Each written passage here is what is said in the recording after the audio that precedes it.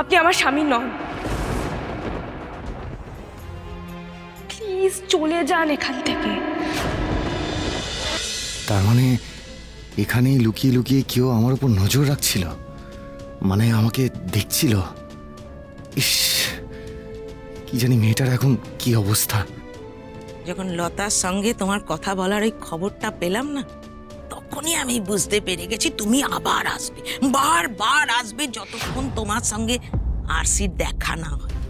দেখো আমার কেমন কথাগুলো কেমন ঠিক হয়ে গেল। হ্যাঁ, লতার ব্যবস্থা তো আমি পরে করব, কিন্তু তুমি আমাকে একবার বলো তো, হ্যাঁ তোমাকে আমি বারবার বললাম যে তোমার ওয়াইফ এখানে নেই, তাও তুমি কেন আবার এলে?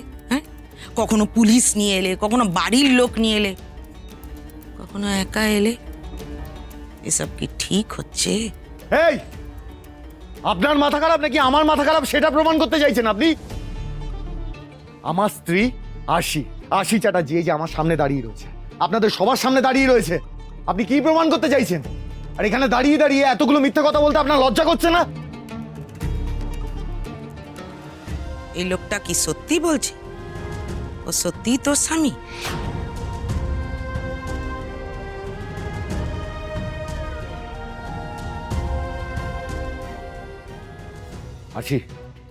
হাসি ভয় পেও না, সত্যিটা বলে দাও।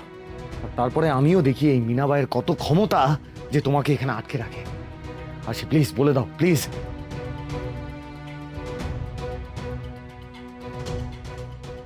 আমার ভয়টা যে তুমি বুঝতে পারছো না সাক্ষ্য। আমি একবার তোমাকে চিনি বললেই ওরা তোমাকে গুলি করে দেবে। হাসি প্লিজ তুমি চুপ করে থেকো না, বলো। না না না, আমি চিনি না আপনাকে। আপনি আমার স্বামী নন।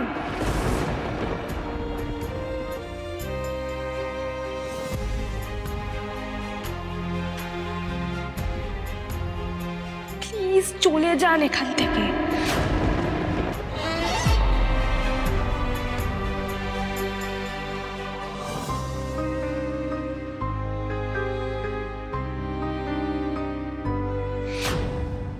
আমি জানি তোমার মনের ভেতর এখন কি চলছে, তুমি কতটা কষ্ট পাচ্ছ আমি বুঝতে পারছি। আমাকে ক্ষমা করে দাও সাক্ষ্য, এছাড়া যে আমার কাছে কোনো রাস্তা নেই। কিন্তু আমি মিথ্যে না বললে তোমার বিপদ হবে। শুনে নিলে তো? কান খুলে শুনে নিলে তো? সবার সামনে বলে দিল যে তুমি ওর স্বামী নও। আর যদি সত্যি তুমি ওর স্বামী হয়ে থাকো, ও তো তোমায় চিনতেই পারলো না, তারপরেও তুমি এখানে দাঁড়িয়ে থাকবে?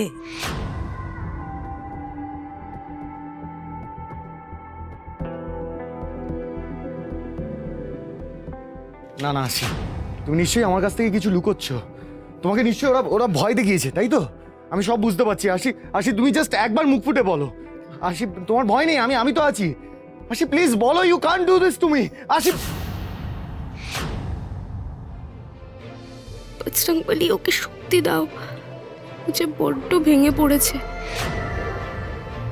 আর ওকে দেখে এবার যে আমারও কষ্ট হচ্ছে, কিন্তু আমাকে এখন চুপ করে সবটা সহ্য করতে হবে।